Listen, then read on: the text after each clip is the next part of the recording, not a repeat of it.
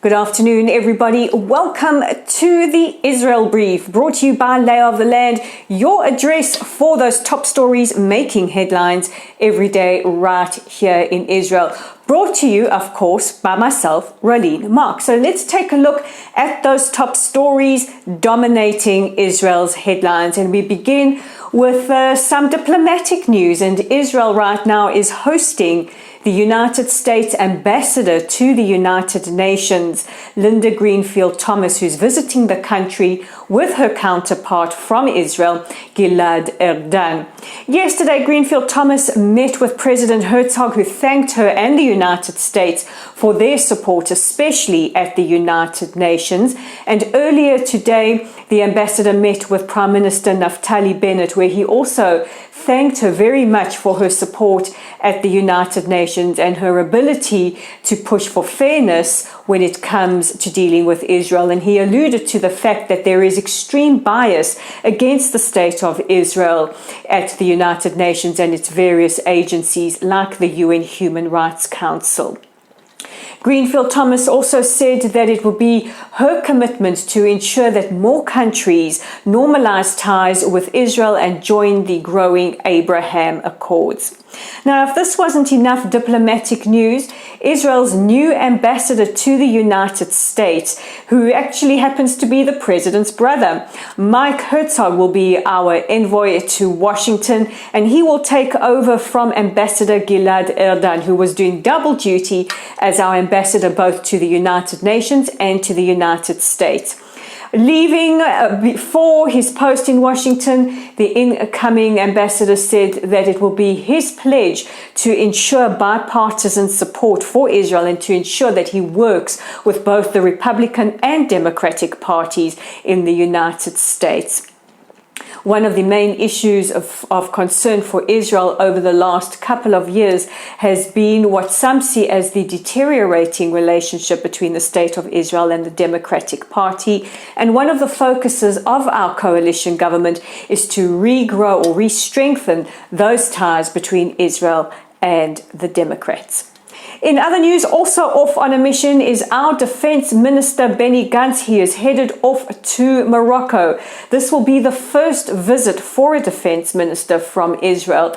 And of course, it takes place with the background of the Abraham Accords. Morocco joined the United Arab Emirates and Bahrain and was joined shortly after by the Sudan in signing and normalizing ties through the Abraham Accords. He will meet with his counterpart in Rabat, and he will also be there to sign memorandums of understanding between Israel and Morocco.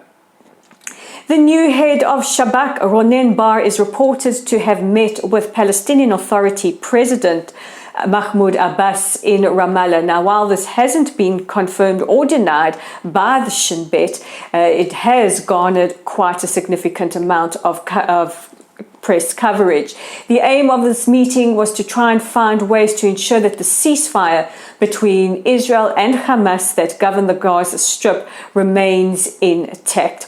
In other news related to the Palestinian Authority, Israel's Minister of Regional Cooperation, Isawi Frej, is on his way to the meeting of international cooperation and funding in Norway. He is there to try and increase the amount of international funding towards the Palestinian Authority. Now, some of you might be thinking, why would he want to do that? Well, he says that the ongoing economic or financial crisis under the Palestinian Authority is not just a threat to Israel and the Palestinians, but also to the region. And it is also part of Israel's plan to bolster the strength of the Palestinian Authority to try and combat the ever-encroaching power base by Hamas, especially in the West Bank.